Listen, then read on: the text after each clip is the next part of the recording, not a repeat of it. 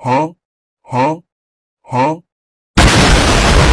Laban al Yau Ready Hijau, hijau, hijau mania Hijau, hijau, hijau mania Hijau, hijau, hijau mania Baik, Assalamualaikum warahmatullahi wabarakatuh. Izin masuk, izin memperkenalkan diri. Saya Gina Maulidina Wijayanti dengan NIM 25501911188 dari kelas F.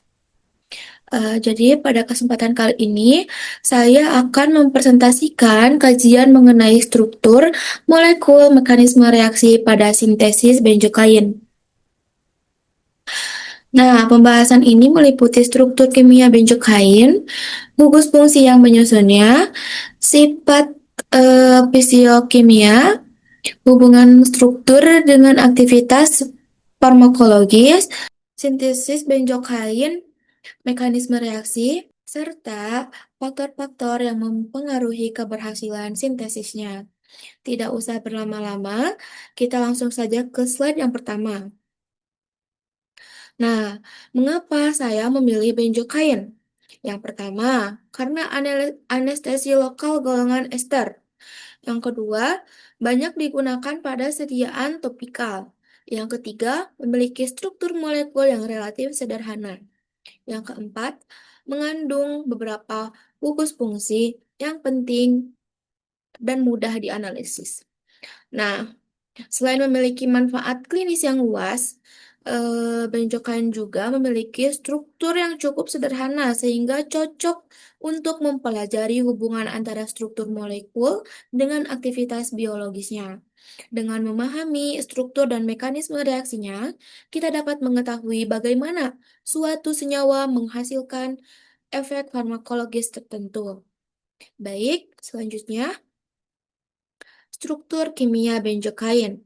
Nah, benzokain memiliki nama IUPAC, yaitu etil 4 aminobenzena. Struktur molekulnya tersusun atas cincin benzena aromatik, gugus amina primer atau min NH2, gugus ester atau min COOCH2CH3.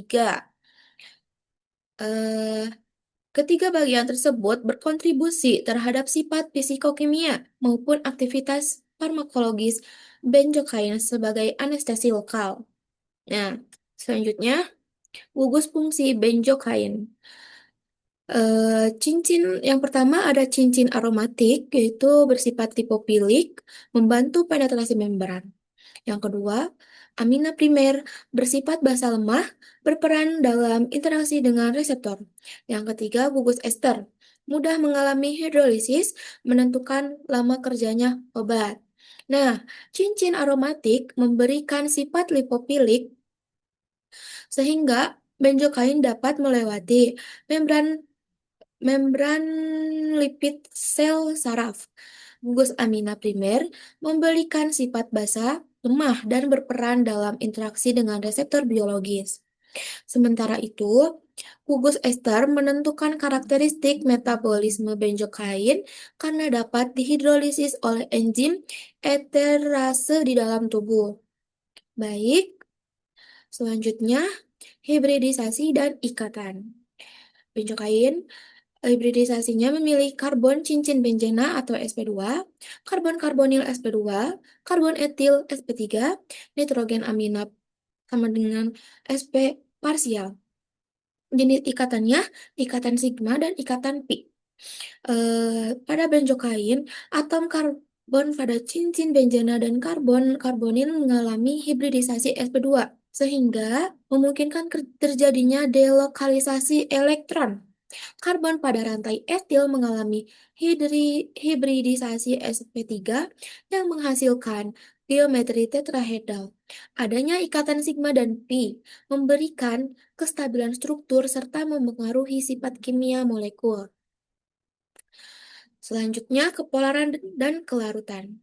Benzokain bersifat semi-polar karena memiliki bagian polarnya gugus amina, gugus ester, juga bagian nonpolarnya cincin benzena dan gugus etil.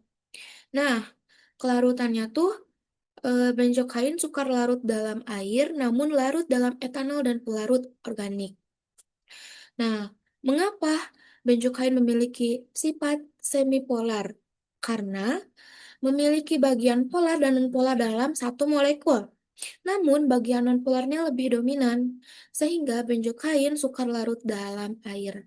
Nah, sifat ini justru menguntungkan karena membantu molekul menembus membran lipid sel saraf sehingga dapat memberikan efek anestesi. Selanjutnya, hubungan struktur dan aktivitas farmakologi. Nah, benzokain bekerja dengan menembus membran saraf, menghambat kanal natrium, menghentikan penghantaran impuls nyeri. Ada juga pengaruh strukturnya tuh lipofilisitas, yaitu meningkatkan penetrasi, amina, interaksi dengan target, ester mempengaruhi metabolisme. Nah, struktur benzokain sangat menentukan aktivitas biologisnya. Bagian lipofilik memungkinkan obat masuk ke dalam membran saraf. Setelah mencapai target, benzokain menghambat kanal natrium sehingga impuls nyeri tidak dapat dihantarkan. Akibatnya, timbul efek anestesi lokal atau mati rasa hanya dengan sementara saja. Nah, selanjutnya adalah sintesis benzokain atau jalurnya. Nah, yang saya teliti yaitu metode Pischer. Nah, kondisi reaksinya tuh katalis H2SO4 pekat, refluksnya tuh 60-75 menit. Juga etanolnya, jadi hasil etanolnya tuh berlebih gitu.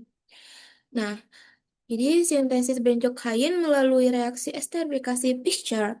Pada reaksi ini, asam p-aminobenzoat atau PABA direaksikan dengan menggunakan katalis atau asam sulfat pekat.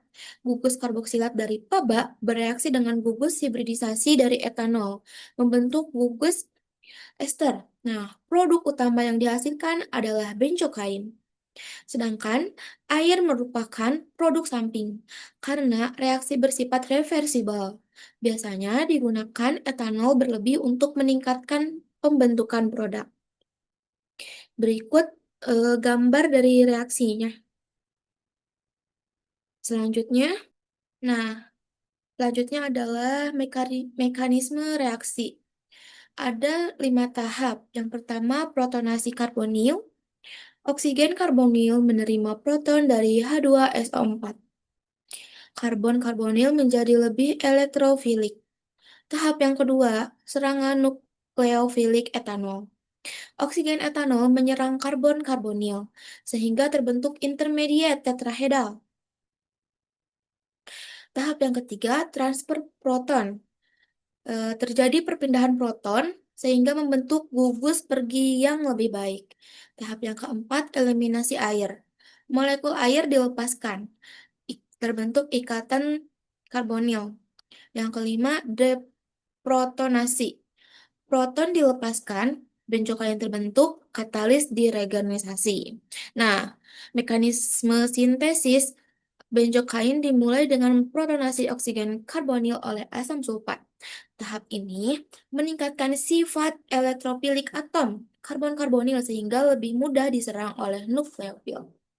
Tahap yang selanjutnya, atom oksigen pada etanol menggunakan pasangan elektron bebasnya untuk menyerang karbon karbonil tersebut sehingga hasilnya adalah terbentuknya intermediate tetrahedral yang menjadi tahap penting dalam reaksi esterifikasi Pischer. Nah, setelah terjadinya intermediate tetrahedral, terbentuk juga transfer proton sehingga salah satu gugus hidroksil berubah menjadi molekul air yang mudah meninggalkan sistem. Pada tahap berikut, air tereliminasi dan ikatan karbonil terbentuk kembali. Nah, tahap terakhir, deprotonasi yang menghasilkan benzokain sebagai produk akhir sekaligus meregenerasi katalis asam sulfat sehingga dapat digunakan kembali dalam reaksi. Selanjutnya, faktor yang mempengaruhi sintesis. Ada struktur substrat, yaitu dipengaruhi efek resonansi gugus amina, pelarut, etanol sebagai pelarut sekaligus reaktan. Suhu, reflux sekitar 70-70 derajat Celcius. Katalis, H2SO4 meningkatkan reaktivitas karbonil. Nah, keberhasilan sintesis benzokain dipengaruhi oleh beberapa faktor. Struktur Paba memiliki efek resonansi yang mempengaruhi reaktivitas karbonil. Etanol berfungsi sebagai pelarut sekaligus reaktan. Suhu reflux diperlukan agar energi aktivasi dapat tercapai. Nah, selain itu, asam sulfat berperan sebagai katalis yang meningkatkan elektrofilisitas karbon-karbonil, sehingga reaksi berlangsung lebih cepat. Nah, selanjutnya adalah kesimpulan. Benzokain merupakan anestesi lokal golongan ester, memiliki gugus aromatik, amina primer, dan ester. Struktur molekul menentukan sifat fisiokimia dan aktivitas farmakologi sintesis yang dilakukan melalui esterifikasi Fischer. Efisiensi sintesis dipengaruhi oleh suhu, pelarut, katalis, dan pengendalian air. Nah, jadi berdasarkan kajian yang telah dilakukan, dapat disimpulkan bahwa benzokain memiliki struktur molekul yang mendukung aktivitasnya sebagai anestesi lokal. Gugus aromatik, amina primer, dan ester berperan sangat penting dalam menentukan sifat fisiokimia maupun aktivitas biologisnya. Sintesis benzokain dilakukan sebagai reaksi esterifikasi Fischer antara asam p-aminobenzoat dan etanol dengan bantuan katalis asam sulfat. Keberhasilan sintesis dipengaruhi oleh berbagai faktor seperti suhu, pelarut, katalis, dan pengendalian air di dalam sistem reaksi. Mungkin sekian presentasi yang dapat saya sampaikan. Terima kasih atas perhatian yang telah diberikan. Wassalamualaikum warahmatullahi wabarakatuh.